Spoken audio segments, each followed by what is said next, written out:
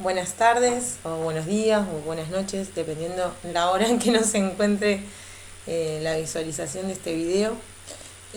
Bueno, primero y principal, darle las gracias por la participación en el foro de presentación. Eso nos permite, quieras que no, en este contexto de virtualidad, poder ir conociéndonos. Para mí, les digo, es importantísimo que nos conozcamos, porque es importantísimo para la docencia los espacios que nos permitan interactuar. En este contexto de COVID-19, la interacción está, limitada y la virtualidad nos ofrece este espacio de socialización que, si bien tiene sus límites, podemos ir encontrando como facetas o vetas en donde podemos ir dando pie o dando lugar a los intercambios, al conocernos y a esto que nos ofrece la particularidad de ir conociéndonos a pesar de no conocernos físicamente o presencialmente. La participación en los foros me sorprendió y me alegra, y espero habilitar para esta clase un nuevo foro en donde la idea es que ustedes participen, o sea, tienen la actividad semanal para esta clase con unas guías que tienen que contestar y que yo voy a evaluar. Y por otro lado está el foro, en donde también la participación es obligatoria, y el foro, la verdad, que tiene como idea principal la posibilidad de que intercambiemos aquellas cosas que quedan como dudas o que no terminan de entenderse en relación a la clase, a la bibliografía y a los videos. Dicho esto, empecemos con la clase número 2. Antes de eso, antes de empezar con la clase número 2, me parecía importante hablar de algunas cuestiones que tienen que ver con el texto de Edgar Morin. Este texto de Edgar Morin yo suelo darlo bastante en las primeras clases de las materias que doy, porque lo que intenta es darnos a entender o darnos la posibilidad de pensar nuestra práctica docente en un contexto en donde se plantean desafíos para la práctica docente. ¿Por qué? Porque el contexto va cambiando, porque las maneras de saber van cambiando y porque las maneras de acercarnos al conocimiento y a la vida de las personas también se van modificando con estos cambios. Y el texto es un texto que es bastante fácil de lectura y que plantea algunos errores, como ya habrán visto y como bien me fueron dando en las devoluciones de sus trabajos o de la guía de lectura. Plantea algunos errores a partir de los cuales nosotros como docentes, o nosotras como docentes, vamos cometiendo a la hora de vincularnos con nuestros estudiantes y a la hora de pensar aquellos contenidos que vamos a dar. Un poco de esto trata la unidad introductoria. En la unidad introductoria de esta materia, que es Sociología de la Educación, se propone pensar que todos los saberes y que todos los contenidos, a la vez que son productos históricos, son situados, contingentes, y que irremediablemente como docentes tenemos que prestar atención a esos cambios. Y bueno, hacia allá vamos. Los compañeros del turno mañana me han acercado por vía WhatsApp algunas consultas, algunas dudas que tenían que ver más sobre todo con esta idea que yo les había puesto sobre los errores intelectuales, que tenían que ver, estos errores intelectuales protegen de hecho a los errores mentales en los que incurrimos.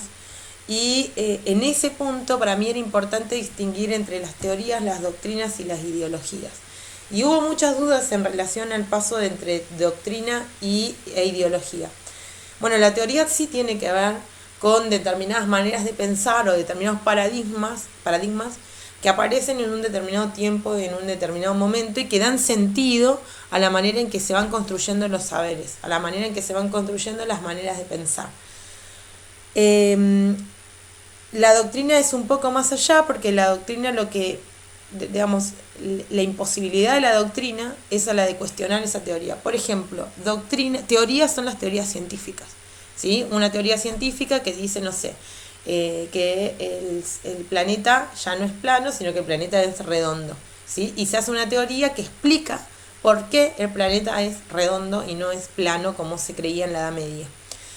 Ahora, doctrinas son, por ejemplo, las cuestiones de fe, ¿sí? Las cuestiones de fe son doctrinas, que uno a veces no se cuestiona el origen de esa doctrina, no se cuestiona la veracidad o no de la doctrina, simplemente la acepta y la percibe como real, como concreta, y la reproduce sin cuestionar.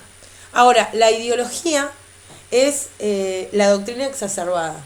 Una ideología es aquello que, según Morin, la, la, la, la ideología no solamente no se permite cuestionar, sino que piensa que el pensamiento propio es el único valedero, ¿sí? Y es incapaz de cuestionarse, es incapaz de preguntarse por qué las cosas son así, y sobre todo es incapaz de pensar que uno puede estar equivocado, o que esta doctrina o que esta idea que uno promulga puede estar equivocada. Y es peligrosa la ideología. ¿Por qué? Porque imposibilita el diálogo, porque anula el pensamiento de la otra persona. Hay en la actualidad como un debate muy grande en relación a la teoría de género, que algunos sectores de la iglesia dicen que, o la mal nombran, ideología de género. Una ideología, insisto, impide la posibilidad de cuestionar, impide la posibilidad de que el otro tenga razón. Cuando, por ejemplo, desde la perspectiva de género, uno está proponiendo educación sexual integral para todos los niveles del sistema educativo, más allá de que eso es una ley que está avalada, construida y eso, debatida en el Senado de la Nación y luego promulgada la ley. Además de eso, la ideología de género acepta, la teoría de género acepta que vos, persona individual, podés tener creencias religiosas, ¿sí? Vos podés tener desde tu fe el pensamiento de que, no sé, lo importante es casarte, tener hijos, ser fiel y lo que sea. Lo que no permite la teoría de género, o sea, lo que habilita la teoría de género, es a pensar con respeto en todas las formas en que una puede expresar su identidad de género. Y acá la cuestión de los géneros y las sexualidades, que si bien no es un contenido de nuestra materia, puede ser cuestionado, debatido. Lo real es que las identidades sexogenéricas también están avaladas por una ley y que en la actualidad no podemos, por más ideología que tengamos, no podemos cuestionar a las identidades sexogenéricas. No las podemos cuestionar porque ese es el plano de la individualidad. No sé si se entiende la diferencia entonces entre doctrina e ideología. La ideología es peligrosa. La doctrina no tiene por qué ser peligrosa. En todo caso, una persona puede tener unas cuestiones de fe, pero eso no tiene que inhabilitarla a la otra persona. Cuando inhabilita el pensamiento de la otra persona, cuando inhabilita la posibilidad de ser de la otra persona, cuando impide el diálogo, la conversación, ahí es ideología y ahí es peligrosísimo, ¿sí? Hay una mosquita dándole vuelta a la cámara. Entonces, bueno, eso es importantísimo que tengamos en cuenta. Ay, las mosquitas. Eso es importante que tengamos en cuenta. Por otra parte, hay unas cuestiones que tienen que ver con los errores de la razón que presentaba Edgar Morin. Y dentro de los errores de la razón, él plantea la cuestión de la racionalidad como un problema. Él dice que la racionalidad explica por un lado y contiene esta ilusión y el error de pensar que es solo a partir de la razón que uno puede explicar el mundo. Pero hay que tener cuidado, y acá se relaciona un montón con la cuestión de la ideología, en que esa racionalidad no cierre la posibilidad de discusión y de la crítica. Es decir, siempre debemos estar abiertos a una discusión, que el otro pueda venir y ponerme en cuestión lo que estoy diciendo. Digamos, es válido que cualquiera de ustedes me cuestione a mí esto que estoy diciendo. Porque la racionalidad no es monolítica, no es cerrada, no es para siempre, sino que la racionalidad debe, como condición de necesidad, estar abierta al diálogo, estar abierta a la discusión, y eso lleva sí o sí a la posibilidad de estar abierto a la autocrítica. ¿Sí? ¿Qué significa la autocrítica? La autocrítica significa poder mirarnos a unos mismos, a nosotros mismos, poder mirarnos y poder darnos cuenta de que eso que nos están marcando las otras personas es verdad. ¿Sí? Es verdad, o al menos, capaz que no sea verdad, pero al menos darnos la posibilidad de pensar aquellas cosas que nos está diciendo las demás personas, sin anular el pensamiento de las otras personas. ¿Y por qué dice Morín que es importante estar abierto a la autocrítica? Porque si no, rápidamente podemos correr en el error de caer en doctrina o peor aún, en ideologías. Y eso es tremendo. Morín dice que la racionalidad es un problema, ¿sí? Pero que la razón tiene que dialogar sí o sí con la realidad. La razón tiene que estar en sintonía con las realidades particulares, porque una racionalización que ignora a los seres humanos, que ignora las realidades particulares de las personas con las que nos rodeamos, que ignora las subjetividades de cada uno de nosotras. ¿Qué son las subjetividades? Las subjetividades es aquello que a vos te convierte en sujeto, esas cosas que vos deseás como ser humano, como sujeto individual. Tu subjetividad es aquello que permite desear una cosa y no otra. Y las subjetividades son particulares. Vos construís tu subjetividad atendiendo a tu historia, a cómo has vivido, que es bien diferente a cómo vivió tu compañero, a cómo vivió tu mamá, a cómo vivió tu propio hermano, por más que hayan vivido en la misma casa. Entonces, una racionalización que ignora la subjetividad, que ignora a los seres humanos, que ignora la afectividad de esos seres humanos, que ignora la vida de las personas, es peligrosa porque se convierte en una irracionalidad. Y la irracionalidad es lo que impide cualquier acto de conocimiento. Por eso el desafío para los docentes de la actualidad, el desafío que tenemos hoy en la actualidad nosotros como docentes, es atender a la vida, atender a las subjetividades, valorar la subjetividad y la afectividad de la otra persona sin cuestionar la veracidad de esa subjetividad. ¿Quién soy yo para cuestionar lo que vos sentís como ser humano independiente, ¿no? Y una de las cosas que es importante sobre el texto de Morín es pensar que muchas racionalidades son posibles, muchas maneras de ver el mundo, de pensar el mundo, muchas maneras de hacer teorías, muchas maneras de conocer, muchas maneras de relacionarnos con las otras personas son posibles. Porque no hay un solo saber básico, no hay un solo saber autorizado, no hay un solo saber válido, sino que hay múltiples saberes válidos, ¿sí? Y un poco hacia ahí es a donde vamos con la clase de hoy. La clase de hoy, como lo habrán visto en el texto, se llama esta relación entre sociedad, ciencia y educación. Y un poco está ligada con esto de Morín porque plantean los nuevos desafíos para los docentes del futuro. En la clase de hoy van a tener para leer a un texto de Boaventura de Sousa Santos. Boaventura, les cuento un poco. Boaventura está vivo, es un tipo que debe tener 60 y pico de años. Él es portugués, nació en Portugal, pero él se identifica como los teóricos o los académicos que hablan desde un sur global, ¿sí? Desde el sur-sur, que vendría a ser, si bien su país de nacimiento está en el seno, en Europa, él dice que Portugal no es hegemónico en Europa, por eso él se alinea con las teorías o con los teóricos periféricos, vendrían a ser que no están en el centro del poder político o el poder hegemónico que es Europa. Boaventura está vivo, es un teórico que yo quiero un montón, lo he leído un montón y tuve la posibilidad de tomar clases con él y de verlo en conferencias y en charlas. Y la verdad que él tiene, además de una teoría súper novedosa para este tiempo, él tiene algo que a mí me conmociona o me emociona de los teóricos de este tiempo, que es su vínculo y su cercanía con... O sea, él escribe, pero no es un intelectual de laboratorio. Él todo lo que está escribiendo y a todos los lugares a donde va, se pone a dialogar con las realidades particulares de cada uno. Por ejemplo, cuando viene a Buenos Aires, él va y visita las cárceles de mujeres, las cárceles de varones, visita, los talleres en donde hacen poesía con adolescentes que están detenidos, va a los centros de piqueteros y piqueteras, dialoga con los docentes en lucha, Es un tipo que si bien está escribiendo, está súper, súper conectado con la realidad. Ustedes van a tener para leer de este libro el capítulo número 3, que se llama,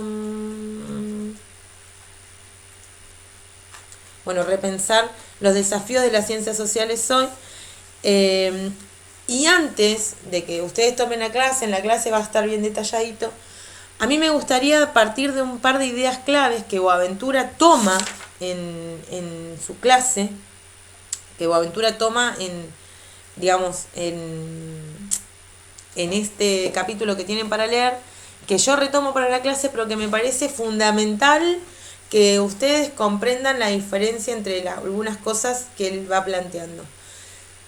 La primera cosa que él toda su teoría la va a fundar en la idea del colonialismo. ¿Sí? Colonialismo. Yo voy a ver si puedo editar este video y ponerle algunos subtítulos porque me interesa que sí podamos pensar esto. Colonialismo. ¿Alguno de ustedes escuchó hablar de colonialismo alguna vez?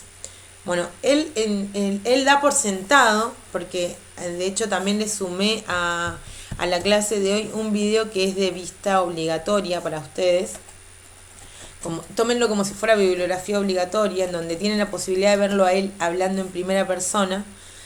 Él en ese curso y también en el texto que tienen para leer, él da por sentado de que sus interlocutores saben de qué se trata esto del colonialismo, la colonización y la colonialidad.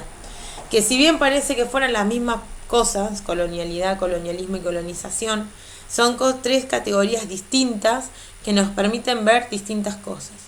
En primer lugar, el colonialismo, la colonización. Empecemos con la colonización.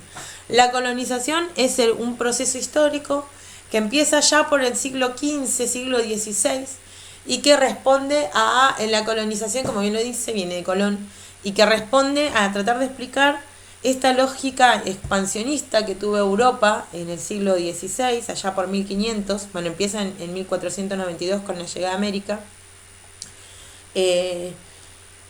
Pero la colonización es este proceso expansionista de esta Europa moderna todavía, que sale a alta mar y llega a territorios lejanos. Entonces el colonialismo es este proceso que tiene por un lado un centro metropolitano que detenta el poder y la superioridad, que en este caso va a ser Europa.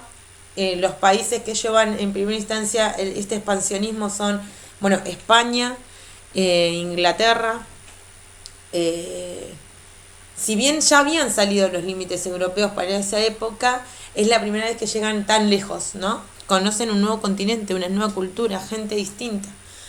El colonialismo entonces es básicamente ese proceso expansivo que se va a dar en el siglo XVI, siglo XV, siglo XVI, y que tiene que ver con centros metropolitanos que detentan poder y autoridad y que se expanden hacia territorios lejanos, que, en esa dinámica, el centro metropolitano se pone en un lugar de superioridad y los países lejanos en territorio van a ponerse en un lugar de subordinación de este centro metropolitano al que le van a delegar los destinos políticos, económicos y sociales de todos de ellos, digamos, como ha pasado con Latinoamérica, que hasta entrado el siglo XIX éramos colonia de España en su gran mayoría.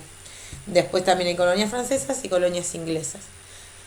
Y que, han guiado nuestros destinos económicos, políticos, la manera en que nos relacionamos con el medio ambiente y eso.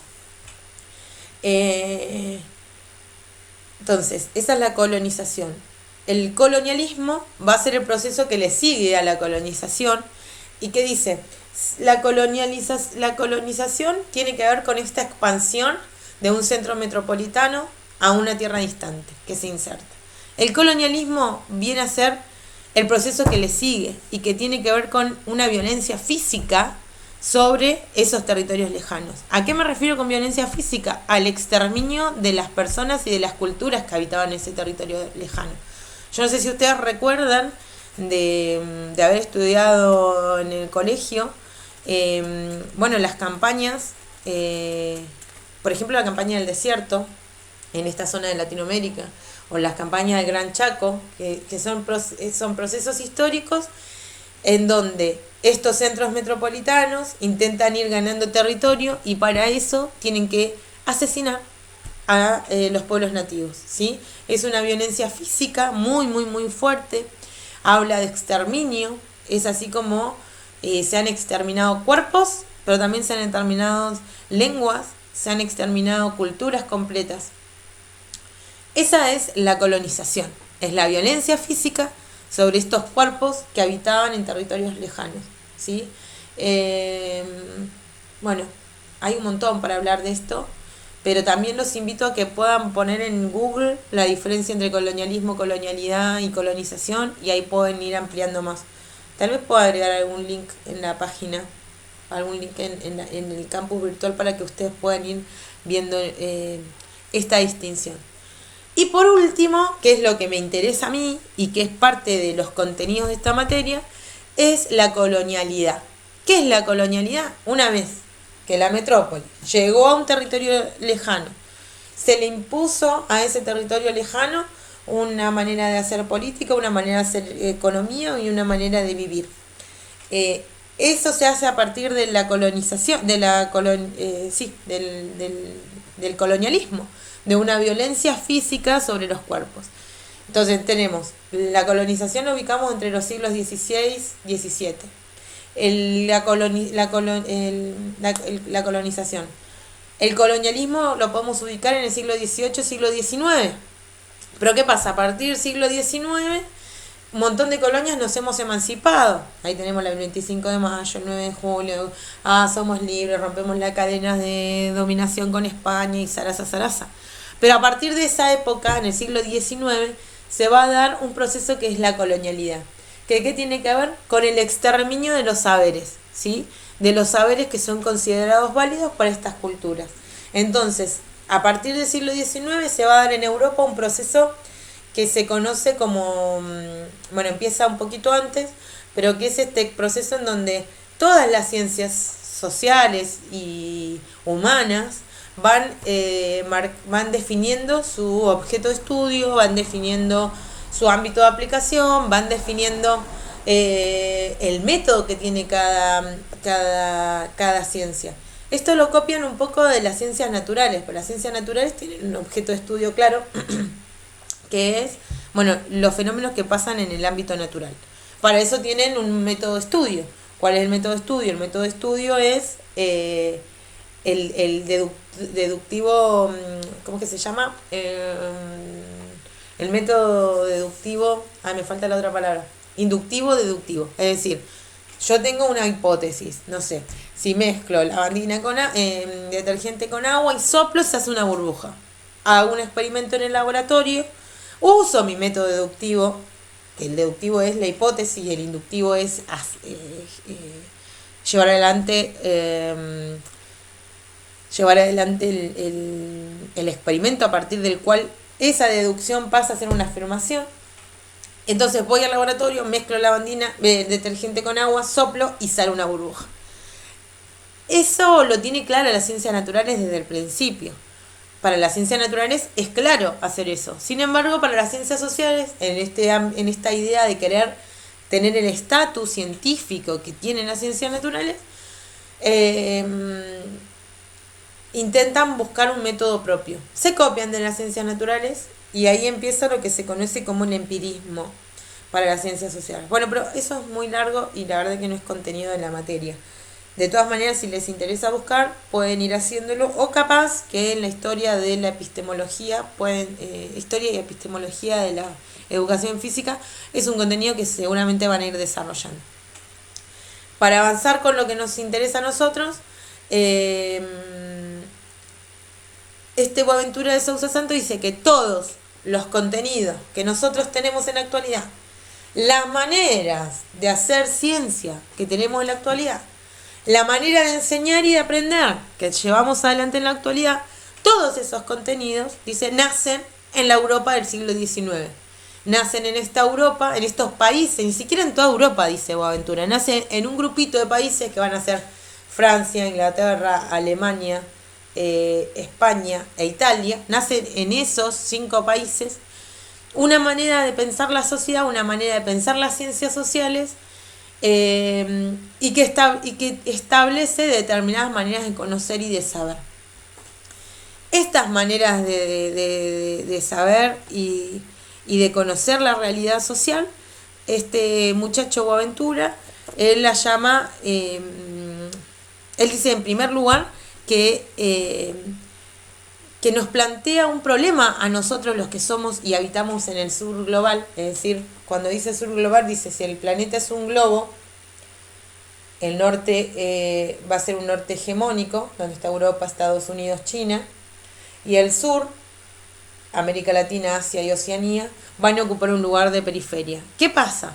Este siglo XIX, con los europeos a la cabeza de hacer ciencia, intentaron hacer válido para todo el mundo, para todo el mundo, las maneras de hacer ciencia y de hacer teoría que habían diseñado ellos.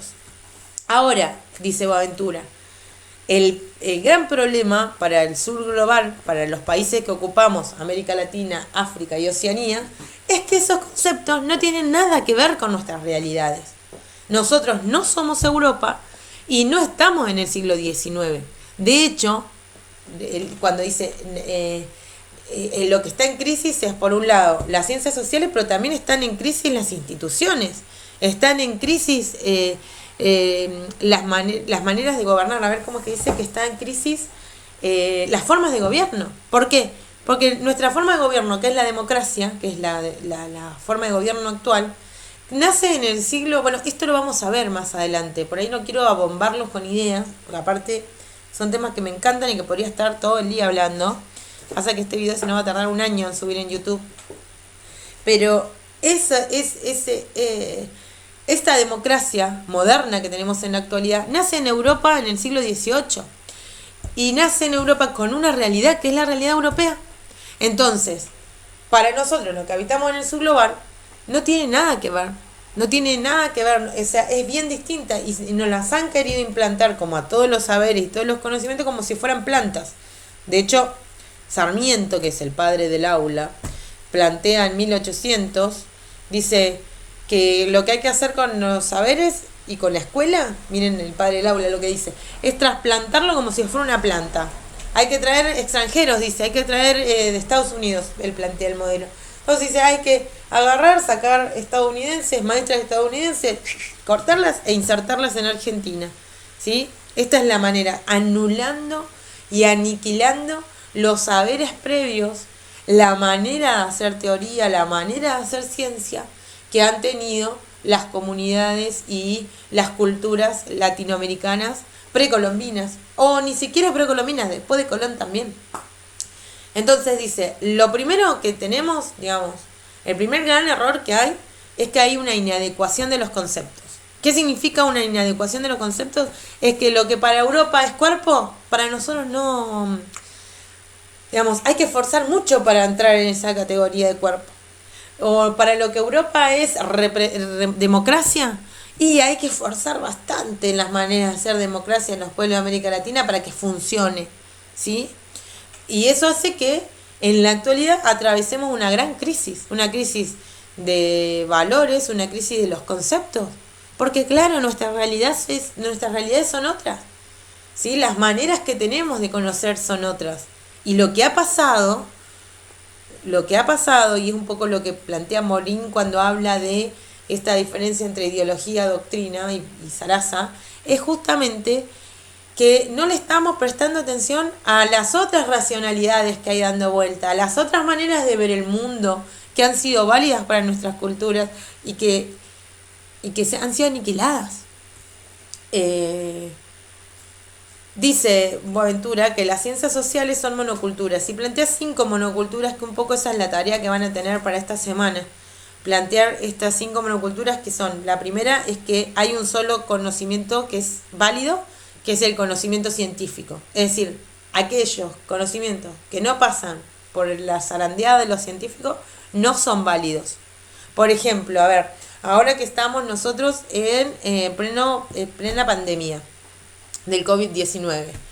Bueno, hay un saber que es el único válido, que es el saber científico. Sin embargo, hay un montón de otros saberes que no son autorizados y que pueden ser válidos para llevar adelante este tiempo, que son, por ejemplo, la medicina alternativa o la medicina natural, la medicina con plantas. De hecho, si pensamos en la vacuna que llevaron los colombianos los cubanos a China, estaban pensados con extractos de esencias de plantas y digamos, químicamente podemos encontrar todos esos elementos y esa combinación que usaron para crear esta especie de vacuna, que no es vacuna, en plantas. Pero el saber de la medicina ancestral o de la medicina alternativa es justamente eso, alternativa, porque lo único científico, lo único verdadero es el saber científico. En la segunda monocultura es la que dice la de la clasificación de las ciencias sociales, y que dice, bueno, que hay ciencias que son, hay un orden de estatuto. No sé, la ciencia matemática es la más importante, después la filosofía, después van apareciendo otras. Por ejemplo, si nosotros pensamos en la educación física en una escuela, o por ejemplo, ahora que en la virtualidad, no sé si tienen hermanitos o sobrinitos que les están mandando tareas, les mandan tareas de gimnasia, de educación física, o de música, o de plástica. Y si les mandan tareas de educación física, de música o de plástica, ¿qué dicen los papás al respecto y las mamás? Dicen, me mandan también tareas de esto que es extracurricular. O sea, está la currícula con los saberes importantes, que son lengua, matemáticas, sociales y naturales. Y lo extracurricular, que pareciera que importa menos, música, plástica y educación física. Eso establece jerarquías. Es más importante la matemática, la biología, las ciencias naturales, que la educación física y la educación musical. ¿Quién nos dice que es más importante una cosa que otra?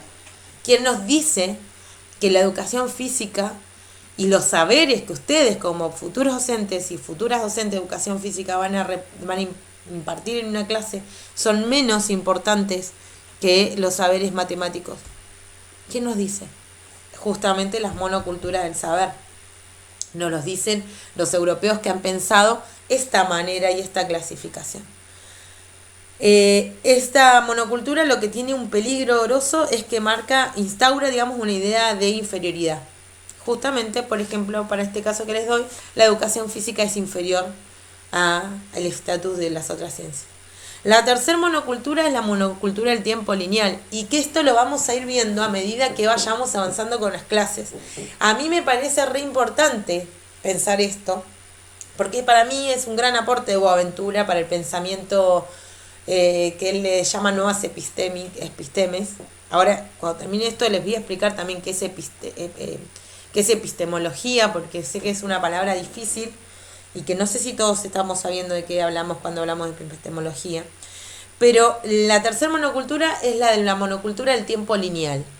Dicen, los europeos, allá por el siglo XV, cuando salen de la Edad Media, ustedes tranquilos, tranquilas, que esto lo vamos a ir viendo más detalladamente cuando veamos la historia de las instituciones educativas, pero la Europa ya por el siglo XV, cuando se quiere diferenciar de la Edad Media y aparece esta Edad Moderna, dice, el tiempo es uno y es hacia el futuro, ¿sí? El tiempo va para adelante.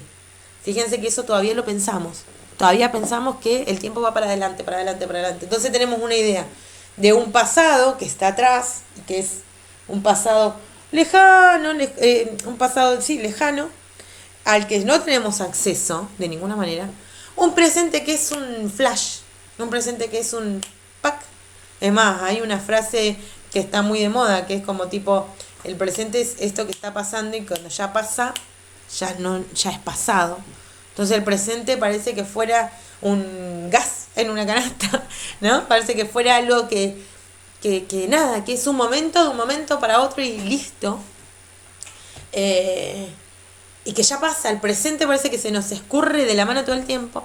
Y un futuro que está lejano, entonces no sé, vos en tu presente tenés que trabajar mucho, mucho, mucho para el día de mañana, lejano, poder comprarte tu casa y tener tu auto, pero para eso parece que hay que trabajar mucho, mucho, mucho, porque eso es como que no lo alcanzamos y está lejos.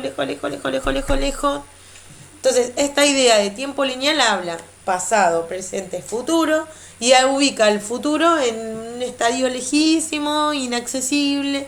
El pasado también parece lejano y el presente se nos escurre entre los dedos. Lo que plantea a contraposición o aventura es que esta monocultura del tiempo lineal nos atolondró la cabeza y que es falsa. O sea, él propone, cuando ustedes vean la ecología de saberes, él habla de, bueno, yo hice un trabajo una vez para un congreso internacional muy hermoso, en donde hablábamos de este presente ancho, ¿no? Para cómo contrarrestamos esta idea, bueno, proponiendo nuevas maneras de entender el tiempo. El pasado pasó, pero no pasó hace tanto. Muchas de las cosas que estamos viviendo en el día de hoy, en la actualidad, tienen que ver con un pasado que fue recién.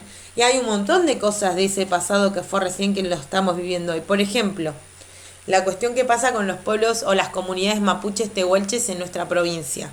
Dicen, ay, estos mapuches o estos tehuelches que están acá queriendo tomar tierras. Bueno, sí, pero hay generaciones de hombres y mujeres que están vivos, que fueron desterrados de esas tierras que hoy quieren recuperar. Hay gente que nació y que está viva ahora, que nació en contexto de desplazamiento porque los echaron de sus tierras. Entonces el pasado no está tan lejos. El presente, que el presente era, como les decía, algo que está pasando y que ya se fue, ya es pasado.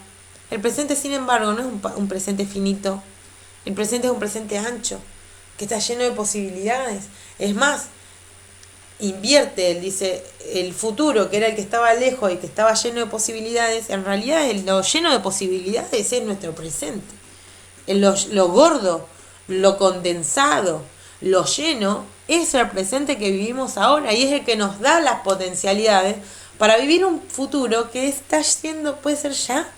El futuro no está tan lejos, el futuro está bien cerca, el futuro está ahora y depende de las cosas que hagamos en este presente ancho y en el despliegue de muchas presencias, revalorizando un montón de presencias que no fueron aniquiladas, que no fueron silenciadas por la colonialidad del saber. Valorizar ese presente y toda la potencialidad de nuestro presente es lo que nos da la posibilidad de cambiar el futuro. Y este futuro lo podemos cambiar ya. A veces, esto entre paréntesis, cuando yo me presento en los congresos, bueno, yo escribo mucho sobre educación y escribo sobre, investigo en realidad sobre la posibilidad de crear futuros posibles. Yo siempre me paro y me presento como una persona que está llena de optimismo, porque y además investigo, escribo y participo en un montón de actividades que tienen que ver con la formación docente. Toda mi práctica docente se desarrolló en su casi 99% en la formación docente, es decir, doy clases a gente que va a ser docente. ¿Por qué? Porque entiendo que yo ahora le estoy hablando a ustedes, que van a ser profe de educación física en nada de tiempo. A ver, esto es la realidad. Cuando ustedes ahora están cursando segundo año, abrimos, cerramos los ojos, terminaron segundo año, empezaron tercero, abren, cierran los ojos, se recibieron y son docentes. O sea, en menos de lo que se imaginan van a estar trabajando con estudiantes. Ahora, si con ustedes, que van a ser docentes, complejizamos la realidad social, incorporamos el debate del colonialismo, la colonialidad y la colonización en nuestro diseño curricular, en nuestras clases.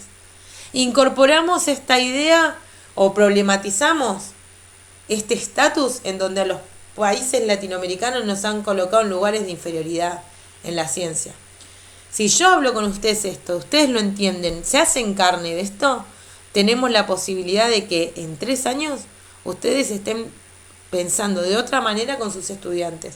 No sé, si trabajan con niños de 6 años, cuando esos niños sean adolescentes van a tener otra cabeza. Entonces el cambio social es posible y es posible a corto plazo para mí. A veces me dicen que soy demasiado esperanzadora o que me rige demasiado la esperanza y la verdad que sí. La verdad que sí. Y ahí están puestas todas mis energías y toda mi fuerza intelectual y vital en poder cambiar este sistema que es por demás injusto, este sistema que marca quiénes sí pueden vivir y quiénes no pueden vivir con calidad de vida. Y lo podemos transformar entre todos. Y para mí la docencia es clave en este proceso. Es clave, clave, clave. Porque tenemos la posibilidad de trabajar con un montón de personas y un montón de subjetividades y cambiar realidades. Y eso es maravilloso. Eh, bueno, el paréntesis lo cierro y sigo con lo de las monoculturas. Bueno, plantea la monocultura de lo universal y de lo global, que ahí lo que plantea es esta distinción que esta fase del capitalismo ha dado, como esto, ¿no? Tenemos un capitalismo que en esta instancia, el capitalismo global, nos dice, tenemos las instancias locales y globales, y que en realidad lo global y lo local son parte de un mismo proceso, y podemos tener enraizado muchas de las cosas de lo global en la actualidad en nuestras localidades, por más pequeñas que sean. En el video van a ver que Boaventura plantea que lo más universal de este tiempo son las luchas sociales. En todos lados en el mundo hay gente reclamando por algún tipo de injusticia, la que sea. Que lo único universal que hay es la lucha por los derechos. Qué loco, para pensar. Está bueno el video, véanlo, tomen nota y yo voy a habilitar el foro para que intercambiemos ahí,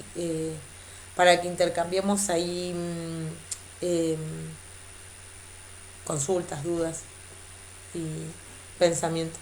Bueno, y la tercera monocultura es la de la producción del tiempo capitalista. Es decir, que hay una sola manera de producir elementos, productos, pero también saberes, que maneja un único tiempo de producción, que es el tiempo capitalista. ¿Cuál es el tiempo capitalista?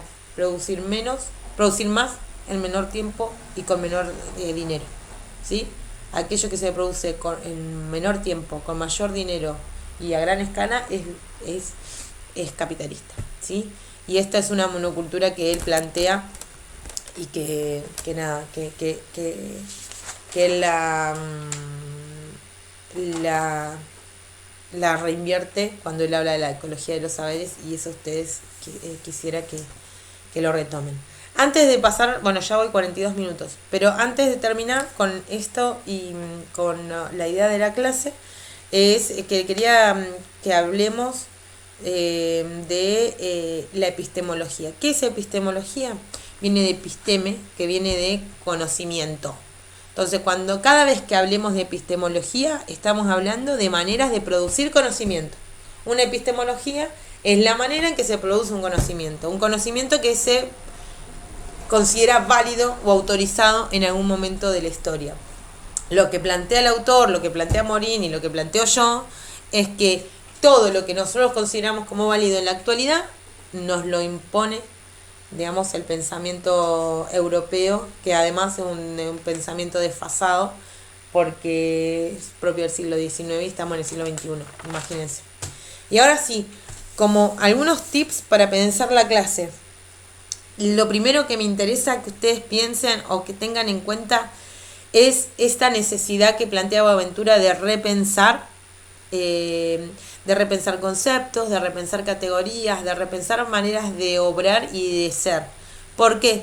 Porque muchas de esas quedaron desfasadas, porque muchas de esas ya no son válidas, porque muchas de esas maneras de ser y de conocer y de hacer epistemología ya no son válidas para nuestro contexto latinoamericano, para nuestro contexto argentino y para nuestro contexto chubutense. No encajan, no tienen que ver. Hay que repensarlas y producir nuevas categorías.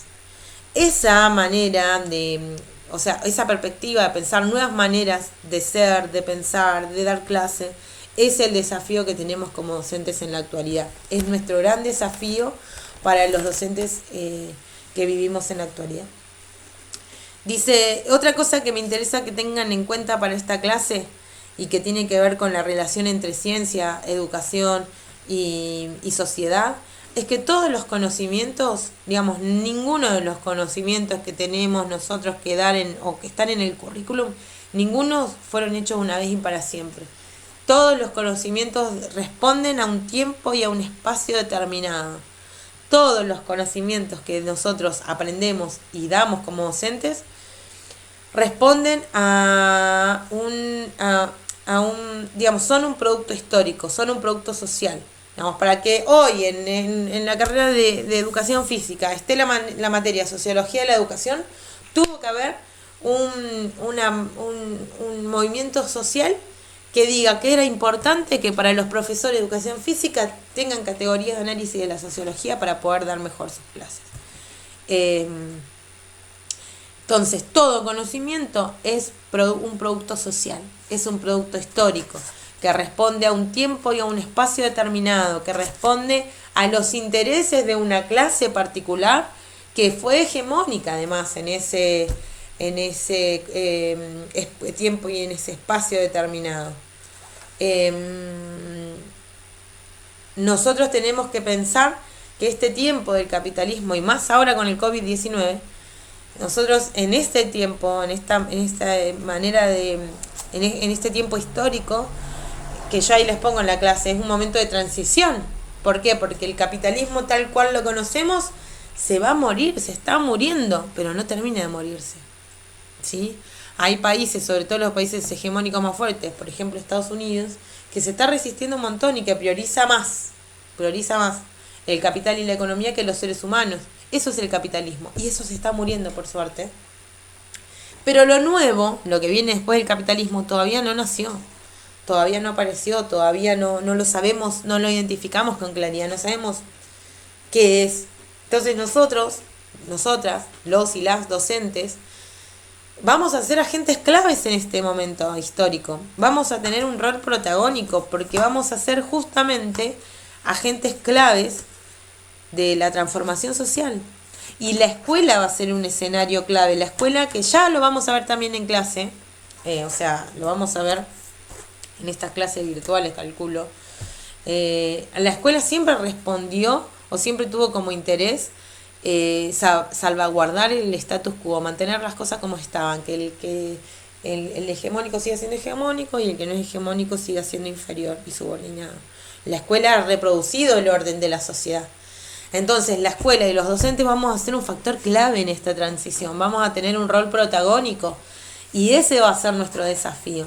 Ahora, para asumir ese desafío necesitamos saber del colonialismo, saber de la colonialidad, ser críticos, ser autocríticos, estar abiertos al diálogo, ser humildes, tener humildad en cuanto a la manera de producir conocimiento, reconocer que los saberes que tenemos están en crisis y que tenemos que reformular nuevos saberes y nuevos conocimientos.